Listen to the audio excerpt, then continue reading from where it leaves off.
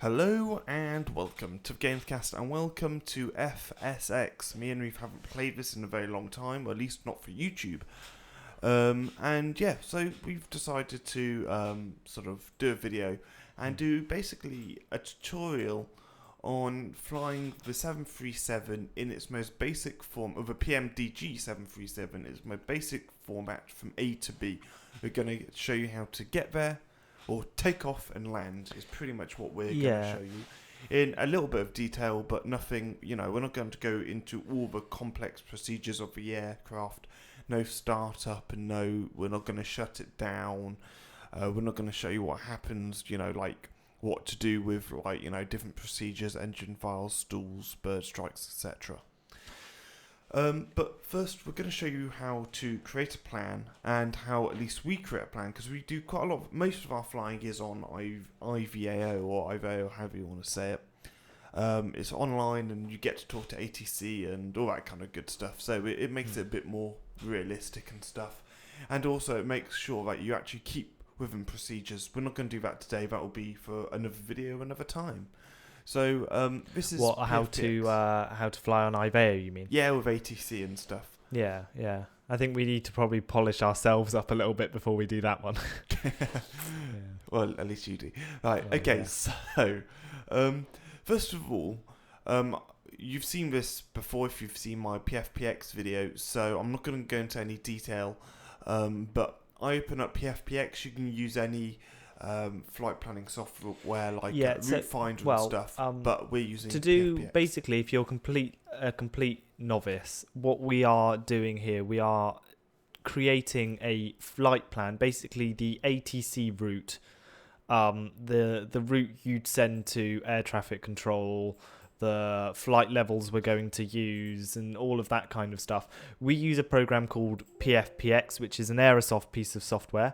There are many ways of getting a flight plan. I haven't really looked into other ways of doing it, but I know there are definitely free ways of doing it. This PFPX is a payware piece of software, so you do have to pay for it. It's a subscription service. It is, isn't it? It is, yeah. You pay a one-off figure of, I forgot how many euros is, and then each year you pay 12 euros. So it's not very expensive. Yeah, and that just keeps your weather updated and your AIRAC cycles, navigation chart. No. Not AIRAC. You can get them very cheaply off Aerosoft. I think it's something like £5 or something. Yeah, and that's basically like updated airways and SIDS and stars, if you know what those are, and stuff like that. And it basically, we put in, we want to fly from this airport and we want to go to that airport and we want to do it in this plane, and it works it all out for us. That's basically what this piece of software does. As I said, there are other ways of doing this, so this is just our way of generating a flight plan, and we're just going to show you how to do it. At the moment, Hamish is looking at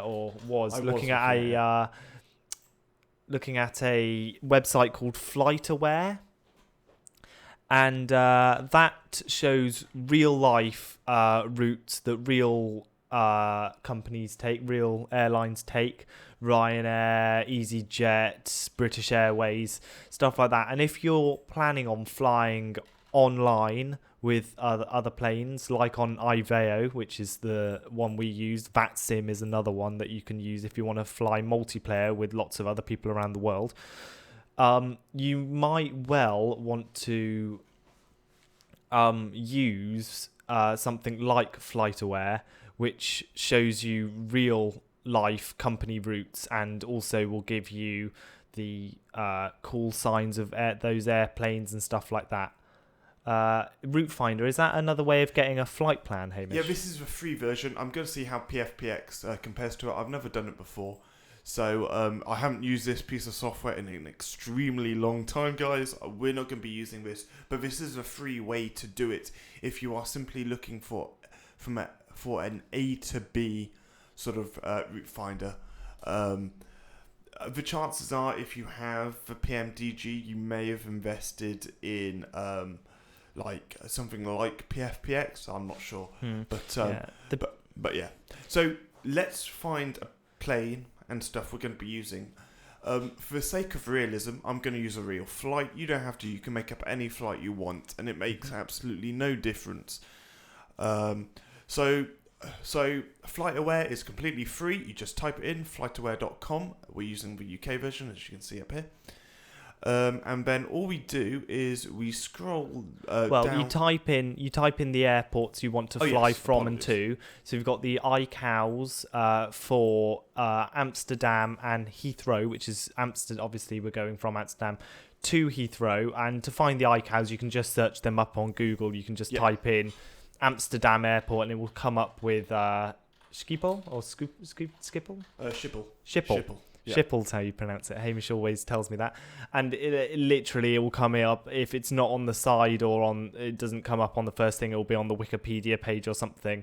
The ICAO code for Amsterdam it will always be here. Eham. Every single airport in existence is probably on every the airport. so Every airport has 4-letter code. Yes, correct. Eham for Amsterdam and EGLL. All English airports start with EG and end with all British airports start with EG, and the last two letters just depend on which airport you want. Yeah, another thing you could do is zoom in on PFPX, and it kind of shows you the main one. So here you can see there's a load of different icons. Yeah, I mean, if you have PFPX, if you're using PFPX like we do, it's, again, this is all part of the software package. It all comes in PFPX. So you don't have to worry about that kind of stuff. Right, I'm going to move you along because it's been 6 minutes of ballsing around and actually putting I think it's very informative waffle, actually. Waffle my fucking anus. Yeah. Right. There we go. So, this is a flight I have done before, and I've actually used the 1033 before as well. The flight KLM 1033. British Airways don't actually do this flight in a Boeing, or they do, but I think it's a Boeing 767 or something? Yeah, there you go. It's quite odd that they're using a 767. That's really strange. I don't know what plane a Boeing 767 is, so you'll have to inform me of that. A 767 is basically a long-haul plane. It's the same as a 757, I believe. Oh, right. Maybe it's just because they got to get back from... It's probably a second leg. It's probably part of a flight back from Dubai. So, for example, when we go to Toronto later this year, we'll be in a 767. Nice. WestJet 767, I believe. Sexy. Which are, like, quite okay 767s. They're a bit sort of... You can tell it's a 767 just because they're not... It's like getting into a nice car or something. It's like, oh, that's so cool. It's a bit like that. You look at the cockpit of a 767 thing... You know what? It looks like a 747. Just going to throw out there, Hamish is a massive nerd. What? Okay. Yeah, whatever. I'm waffling. Right, okay. So, we're going to use KLM, and we're going to use the 737-800. You can see it says 8 there.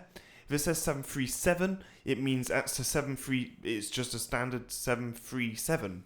Actually, I'm not entirely sure what a 737 means. I know the 8... I think 737 is 737-700. Yes. Oh yeah. Yeah. Of course you're right. Yeah. Sorry. Yeah. I didn't know this. Sorry. Just a bit of trivia for you. There are different types of the Boeing 737. The 737-600, 737-700, 737-800, and the newest one 737-900. And the numbers for the plane. For the codes for the plane go B73, and then the last digit is the whatever the dash it was. So the B738 is right. We are seriously waffling. Boeing 737-800 model, which if you're flying online, you need to know because it's just one of the questions it asks you, so it can model the plane for other people online. Yeah, exactly. So this is for online purposes. We're doing this, which is why we're using a real world flight. It's not a very long flight, Amsterdam to Pmdg to Heathrow. You'll notice it says that we're arriving at the same time. The reason that is because obviously exactly an hour-long flight, maybe. It is an exactly 1 hour flight, basically. And Amsterdam are an hour ahead of England, so as you go fly backwards, your time goes forwards, and voila. Right, let's actually make progress in today's video. Progress. So you can see that would be ridiculous. The KLM 1033 flight. That's the flight we're going to use. So we go into PFPX. If I click the right thing, you click add flight. This will add a No, flight. no, new flight, Hamish. No, add a flight to the schedule, which is what I do before making a flight. You can do it another way. Wow, you do it a different way to me. That's amazing. This is the way I'm doing it now. Now I forgot KLM. Is it KL? Yes, it is. And then you just type in 1033, and it comes up both there and here. You type in. Airport. So Hamish has just typed in the flight number, which we just got from flightaware.com, and then he's typed in the airport we're going from, Eham, the airport we're going to, Heathrow, and it works out a bit of distance, time, and stuff about how long the flight's going to be, and then you put in the plane we're using, which is obviously the Boeing 737, you don't actually need to do this payload bit. It's just I've done it because I. Wow, this is very different from the add new flight thing that I do.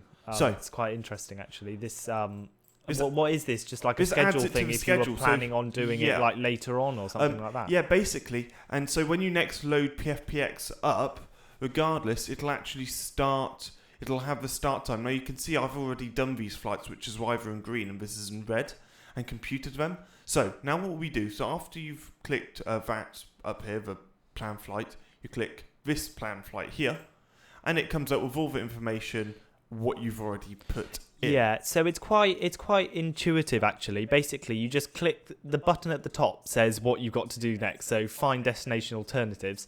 If you can't be bothered to type one in yourself, you just click the button and the software does it for you. So here you see we haven't wanted to choose alternative airports, so you click choose alternative find destination alternatives, and it's found 4 different airports that we could land at if for some reason ATC told us we couldn't land at Heathrow. I don't know, maybe a plane has exploded on the runway or something like that. You can see all here, it's done a whole load of different routes and stuff. 9 times out of 10 you don't need to know this information, but it's just useful to know if... I could have known it today. I mean, that's another story for when we're flying, I think. And then obviously it want to find a route. So obviously you can't go direct, you can't take off and fly direct. I'm just going to button quickly, Reith. Oh, yeah. When finding a route, you can do it 2 ways. You can click down here. In fact, you can click this arrow here and do up in airspace. And this means that rather than just clicking find route, it'll actually give you all the correct altitudes and stuff. Sometimes if you just click find route, it'll give you the wrong altitude. Like it'll give you an even altitude when you should be on an odd altitude. So just click the little drop down arrow, up at airspace, job done. I have to say, I've never noticed that one. I've always click find route. I know, and just click find route because I'm lazy and just like it doing it for me. I have to say, I don't think it's ever given me wrong information off PFPX if it's been up to date. PFPX generally, because it's a subscription software that updates itself, generally whatever is on PFPX is correct. I mean, for the example of this video, we're not online, we're not doing anything like that. But if you are online, the person who's doing ATC at the time or whatever won't have an issue with whatever is in PFPX because normally it is up to date. Yeah. So also another thing you'll notice is this down here is fairly similar. Okay, so we're using the Airway UL980. Yeah, right. We're going to Logan. So and you can see it's fairly similar to what it says in PFPX here, apart from one thing, this Gorlo is different. It's replaced with Balco. Yeah, that's just because it's used 2 different. So what Hamish just highlighted is what we call the ATC route or air traffic control route. That is the little piece of information you would send to air traffic control to tell them. Okay, right. Hamish is just rushing off, but I'll explain this to you. This is the little piece of information that you would send to air traffic control to tell them of your route. The first thing Hamish highlighted there, R1 says Valco. That means you're using the Valco departure, which is just a particular departure out of a certain runway from Amsterdam Airport. which they've set up. So instead of just going turn right at the end of the runway or turn left at the end of the runway, they've got a specific set of waypoints that they want to guide you through.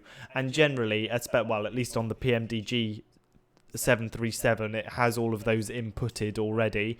Or if you're using software like Flight Sim Commander, which are third-party software for FSX, it has all the SIDS and stars on there as well. SIDS and stars being the different departures you can do,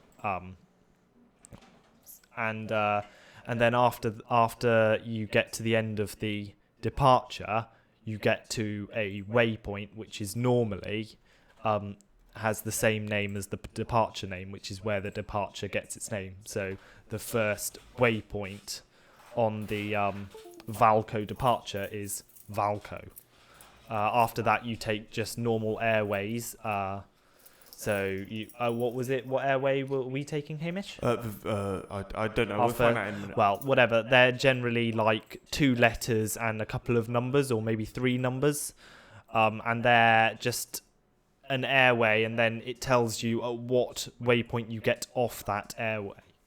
Yeah. But that's besides the point. Right, I mean, this is really going to be like the longest video in the history. Well, no, but I'm just thinking of all the like questions. When I had never used an FMC, I didn't know anything about waypoints, and your explanations of waypoints and airways and stuff was frankly complete cock. So if you think of an airway as like a motorway, and then the waypoints as junctions, so you say go on the M25 until you get to junction 10. Yeah. And that's the same thing as saying the U605 until Gorlo or whatever. Yep. So we're going to, in this part of the video, we're just going to set up the plane and stuff as well. But first of all, let's now flick over to the flight plan we've just created. I just click this button, then print it to PDF. That's all I do. One other thing I did is exported it to the Pmdg plane. I'll show you why later. Although we will be manually typing it in, it's just as an alternative thing. Yeah. So PFPX comes with a whole load of different things that you can export it. And a couple of things it does that we generally do is you can export direct to the plane, so you don't have to type the flight plan in every time, although we are going to in this video show you how to do that. But if it's a really long flight plan, that can become very tedious to do, and it's much easier for PFPX just to send it to the plane. And also the exact same thing with iVeo, which is the online server, as I said, that we use. Yep. So because they ask for a flight plan as well, and it's easier just for PFPX to send it to them rather than us typing it in manually. Yeah. So these numbers and stuff we are going to need to use in the plan. Hopefully you guys can actually see that. Yeah, you can. That's good.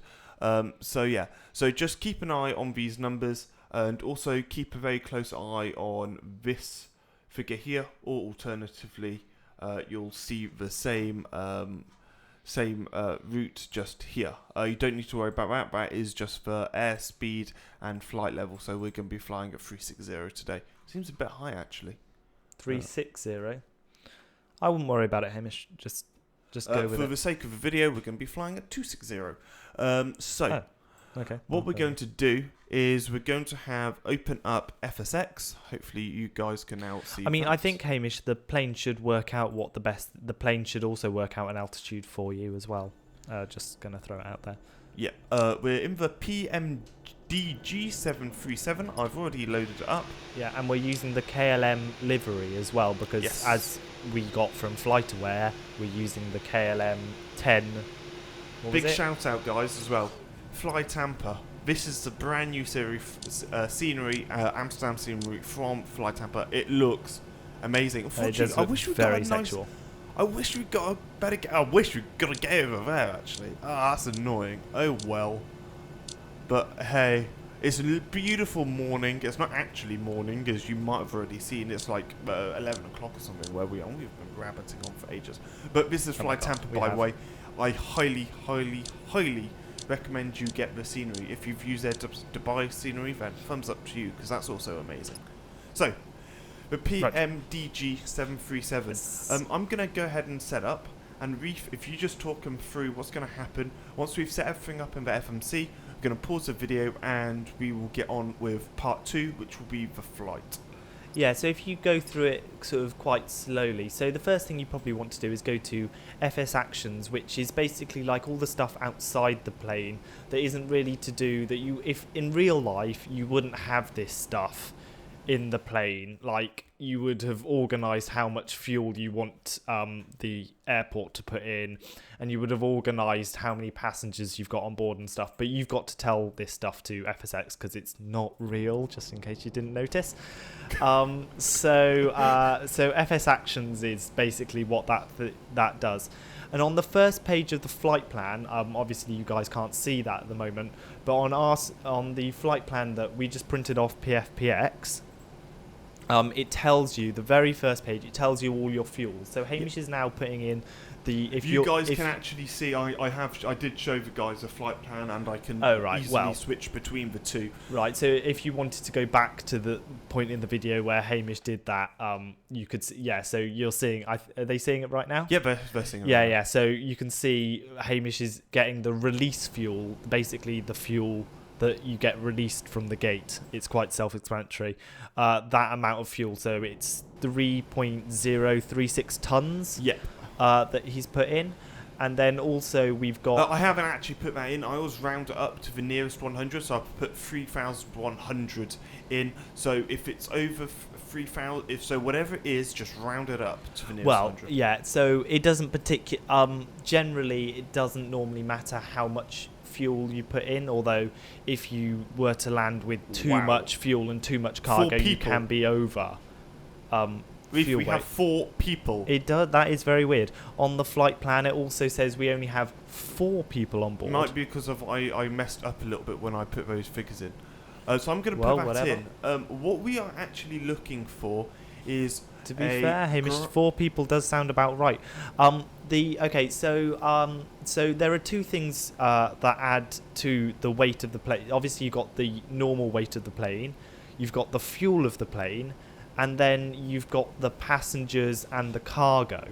Now, on the flight plan, it tells you what your zero fuel weight should be, the weight of the plane without any fuel in it, obviously the zero fuel weight. So that's just the weight of the plane, plus the passengers, plus the cargo. Now, it reckons that we have only 4 people on this flight. It's clearly a very small flight. And it doesn't actually tell us how much, annoyingly, PFPX, it should do. If you wrote it down, we can find out how much cargo there is, but I'm not sure which number represents the cargo on this flight plan. I have tried in the past and I can't figure it out. So you just kind of have to mess around. All you have to do is put in the number of passengers that it tells you. In our case, just only 4 out of 150 passengers and 12 first class passengers that you can have, and then the zero fuel weight, which is the ZFW, which is in the top right hand corner of the monitor. You can see that is the zero fuel weight that the plane currently has with that cargo and that number of passengers in it, and at the moment it's saying 43.7. On the flight plan it says that the zero fuel weight should be 44.2. So considering that we know how many passengers we have and we don't know how much cargo there is, all you have to do is just keep putting cargo in until you get up to the zero fuel weight. It's actually the ramp weight I think you're looking for. The zero fuel weight is a bit more confusing because right. So I just go by ground weight, and we're actually looking for a ground weight or ramp rate. Weight of 47.25. Right. Well, both show up on the flight plan. One is called zero fuel weight, and one is called ramp weight. They also both show up on the plane. We've got the ground weight GW and zero fuel weight ZFW. I've always used zero fuel weight, as Hamish was just saying there. He always uses ground weight. Either way, doesn't particularly matter, just as long as the numbers on the plane match up with the numbers on your flight plan. You can't go too far wrong. Yeah, I mean, it's not ultra crucial. Yeah, I mean, unless it's a very long haul flight. where the amount of fuel particularly matters. You haven't got very much reserves or something. Although the amount we're going to, it says final reserves, we've got 860 kilos of fuel, which is about half as much as we set off with. So we could probably fly this flight and fly back again. Yeah. So for this particular flight, it really doesn't matter. And if you're doing only hour-long, 2-hour-long, even 3-hour-long flights, frankly, just fill up the plane and don't worry about that too much. If the numbers don't quite match up, so don't worry about it. Right. Okay. So the FMC, what you can do, and what we're going to do for this video, is manually put in every waypoint and everything. So you first have to put in the reference airport. That's the airport you're at, which obviously is Eham for Amsterdam Airport, and the gate. So this helps the plane find the GPS, find the GPS in the plane, find where you are. It's having a bit of trouble figuring out. It clearly hasn't got this gate. Oh no, Hamish, don't worry about it, because you can just really go to if you click next page. It already knows exactly where the plane actually knows exactly where you are. Choose one of the GPS ones. GPS left or right. They're both exactly the same. As you can see, the numbers are both exactly the same. And then go back. I think. I put it there. Oh, my bad. Sorry. In this state, Hamish, the plane already has the GPS data in. It's only if you're in cold and dark, you have to put this information in. So just clear all that. You don't need it. I just click delete. Okay. Whatever. It doesn't matter. Just forget that bit. You don't need to know that if you haven't put your plane into cold and dark. And if you put your plane into cold and dark, you're probably more advanced with this than the rest than both me and Hamish are. So. Yep. So, if you're doing the cheating version, which is what I did with PFPX and exported it, you can load a file up here, and our one is just here. This one here, you can load that in. We're not going to do that. Yeah. So the exporting, that's where it goes to a file on the computer, and that's how you get it in the plane. We're not going to do that because we're going to manually put in all of the data to show you guys that don't have a program like PFPX which can export the flight plan. But if you do use PFPX, please do take advantage of that feature because it's very useful. The runway that we use, normally you get told the runway that you're going to use and the departure you're going to use by ATC. But as we have not got any ATC, we're not online at the moment, we've got to choose one ourselves, and the choice comes off our flight plan, which picked whatever active runway there was when we planned the flight, which is runway 09, which obviously Hamish just put in. And then you go to next page, and you do. You go to departures and arrival, Hamish. You have to put in departures and arrival at this point. Okay. So, as I was saying earlier about the SIDS and stars, the departures and the arrivals to and from an airport, there are certain ways of doing it. So you click departures and arrivals just underneath the FMC. You select the runway you're taking, which obviously from the flight plan we know was 09. I think Hamish just showed did they see the flight plan just then? Yeah, so Hamish just copied the why did you copy it actually? Oh, I see. Well, Hamish I didn't copy it. I was just right. highlighting. So Hamish has just put in the departure that we're going to be using. As we said earlier, it's the Valk 3. What's that? Valk 3 Mike departure to the first waypoint, the last waypoint actually of that. But the first waypoint of our flight plan is Valco. Then from Valco, we take the UL 980, which is an airway, and we go along that airway until we get to the waypoint Logan. I think. No, Logan. There we go. Oh, Logan. Yeah, Logan. Yeah. Logan. I typed it wrong. Yeah, Logan.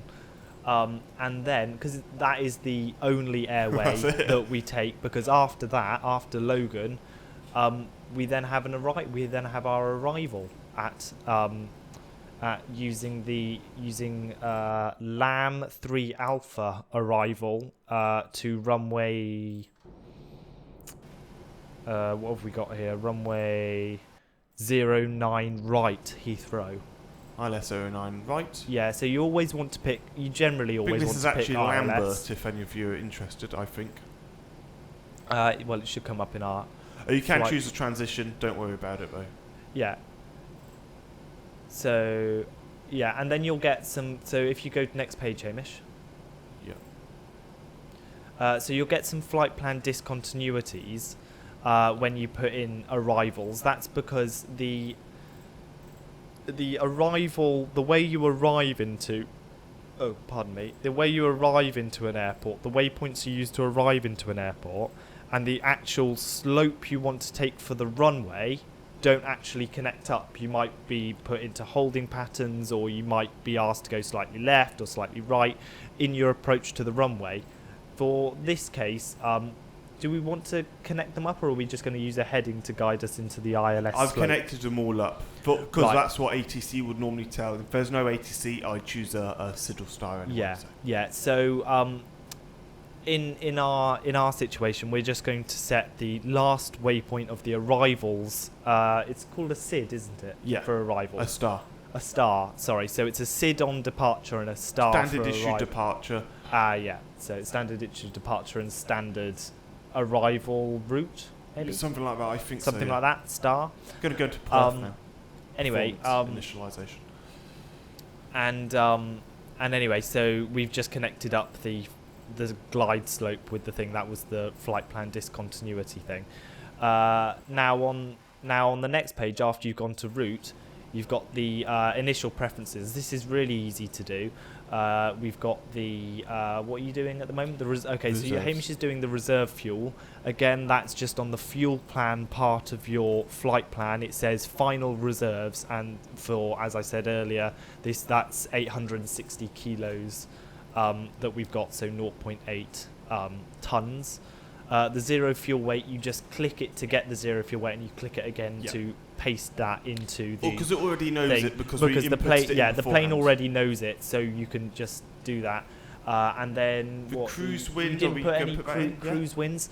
Yeah. So if you scroll down your flight plan, it shows you all the waypoints and stuff, and it also tells you a bit of information about each waypoint. So if you go to the first waypoint at the top of the climb, which is labelled TOC, top of climb, on PFPX, it will tell you a bit about the wind. So we've got a 44 knot wind at a bearing of 165, it reckons. Obviously, that will be different for every day. It changes constantly. Make sure you put 044, otherwise you'll have a 400 mile an hour wind. No, you can just put 44. Oh, can you? Yeah, I tried that one earlier because it just changes it anyway, because you see there it says 165 degrees, and it doesn't have the zero in there. And on limit, guys, I'm just going to really quickly explain this. I don't know this, so this is a bit of teaching for me. I've never used an M1 limit is basically if you're trying to save fuel restrictions and stuff. I tend not to use that on Flight Simulator at all, so I'm not that knowledgeable about it. But for example, in certain airports like Heathrow, where there's a dense population nearby, you've got to derate your engines, what means it's very clever. So as it takes off, it gets to a certain pitch and a certain speed, and it will pull back the throttle, and that means that it's less noisy for the people around. But we're not going to. Yeah, it's basically a way for real airplanes in real life to make their engines a bit quieter as they're taking off. This isn't real life. We don't need to worry about it. On this page, the takeoff references flaps 5. Always use flaps 5 generally. It's just the first set of flaps on the Boeing 737, or actually the second set of flaps. Third. What, you have 2 degrees and then 5 degrees, don't you? No, you have 1, 2, and 5. I think. Yes, you do. Oh, right. Well, there you go. So you have 1 degrees, 2 degrees, and 5 degrees. 5 degrees is generally accepted. That's what you use for taking off, and then for landing you use max generally, or just slightly less. Usually which is about 40 degrees, 30 or anything 40. From 25 to 40 is normally okay. Yeah, depending on the strength of the winds and how slowly you want to be using full flaps. yeah, because that's a very short runway and all of that kind of good stuff. You want to land slowly, so you want full lift. And then QRH is voice readings. You leave that on. It says off. That means to press it, you click that off, and then you click it to have it on. So there you go. Yeah, so that for those of you that don't know, so you again put in your center of gravity on this page, which is the CG button. You do that the same way you did the zero fuel weight. You click where it says CG to get the center of gravity up, and then you click it again to paste that into where it said center of gravity. And then after that, it just gives you some velocities, your V1, your V2, and your V3. I've never heard the V3 being used. I'm not entirely sure what that is. But V1 is the speed at which you can no longer stopping. After that, you'd run out of runway before you stopped. And then V2 is just before, just after rotation. So just after you take off, basically, just after your wheels take off, you should hit your V2 speed. Yep. So one other thing you can see is on the clock it says 7:58, and it says arrival time is 8:52 is what it says. Which is, well, it's not. It's just under an hour, but it'll calculate it more accurately when we're in the air. I think that's pretty much it for part one, unless there's anything else. The only thing I would say is, for those of you that missed it, just a quick explanation of the different buttons underneath the FMC. So the initial references button, if you want to click that was the page that we used to set up the route initially. So that has your N1 limits that we were explaining, and the initial preferences and the takeoff thing. That's where you start. So you start with clicking initial references. Some of the other buttons I don't really know. One button that's particularly useful to you is the menu button. That's where you either use the FMC or FS actions, as I was saying earlier. FS actions being sort of outside game kind of stuff that you need for real life, but obviously you wouldn't have an FS action. It's a flight simulator action, so adding fuel to the plane and stuff like that, stuff that isn't really in real life. The legs button, that just shows you all the waypoints along your route. Obviously there's a lot more waypoints in this than is shown on our flight plan ATC thing. That's because all the waypoints along the airway, the UL, what was it called? The UL 980 airway, UL 980. Are all shown on your flight plan inside the legs button. So these are all of the waypoints along the departure, and then you get to Valco, and then you get to wherever along the UL 980 airway. Yep. And then the only other one is the progress button, which Hamish was looking at earlier to see at what time we would be getting to the next airport. It tells you sort of basic stuff about time and how much fuel you're going to have when you get there and stuff like that. Yep. So that's been it, I think, for part one. It's been about 40 minutes.